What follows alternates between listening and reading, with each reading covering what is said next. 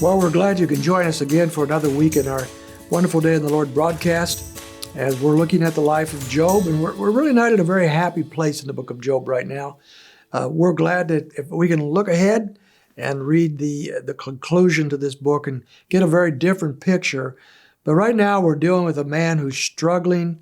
He's in great turmoil, and for good reason. He's gone through very difficult times, losing virtually everything in his life, including family and loved ones and health and wealth. He's lost it all. And so we can understand his angst here. I don't imagine many of us would do any better.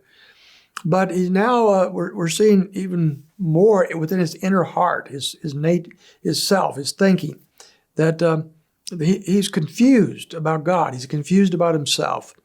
He has a understanding of life that is not true. And God is beginning to show him that, but first he has to take Job to a place where he's ready to understand truth. And Job is not there yet. As a matter of fact, in chapter 19 where we're at today, Job may be at close to the bottom of his thinking and of life. We left off last week in chapter 19 and verse 6, where he's made an accusation against God. He says that God has wronged him and has closed his net around him. He's accusing God of wrong, that we know he's off to a bad start. But this is not an offhanded comment made at a bad moment in Job's life. You know, we've all probably have said things just offhanded we didn't mean. But this is an actual part of his philosophy of life. And we see that as we move on into the chapter. He says in verses 7 through 9, for example, God has abandoned him. Behold, I cry violence, but I get no answer. I shout for help, but there's no justice. He has walled up my way so that I cannot pass. He has put darkness on my paths. He has stripped my honor from me and removed the crown from my head. These are pictures of God abandoning him and leaving him to himself. God has left him. God has walked away from him, and that's his opinion about God at this point. God has wronged him. And then he's angry, verse 10, God is angry at him. He breaks me down on every side, and I am gone. He has uprooted my hope like a tree. He has also kindled his anger against me and considered me as his enemy. So God has gone from one he worshipped and fell down at one point and said, no matter what God has done to me, I will worship him, to now seeing God as his enemy against him. Thirdly, he's alone. In verse 13, he has removed my brothers far from me, and my acquaintances are completely estranged from me.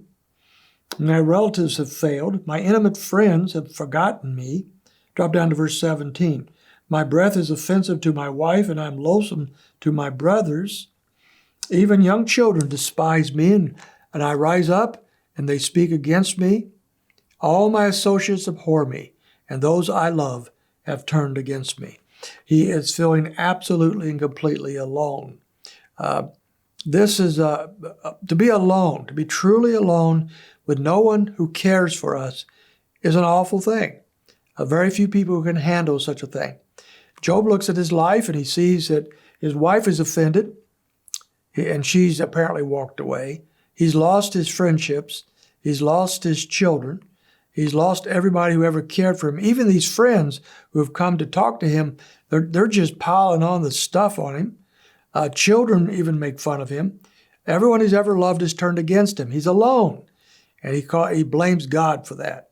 And then his health is broken, of course. Verse 20, my bone clings to my skin and my flesh, and I have escaped only by the skin of my teeth. Pity me, oh you my friends, for the hand of God has struck me. God has taken away his health. And that is true. We know that actually happened here. And he is lamenting that, and he's blaming it all on God. His summary statement is that verse 21. He says, pity me, oh you my friends, for the hand of God has struck me. Why do you persecute me as God does, and are not satisfied with my flesh?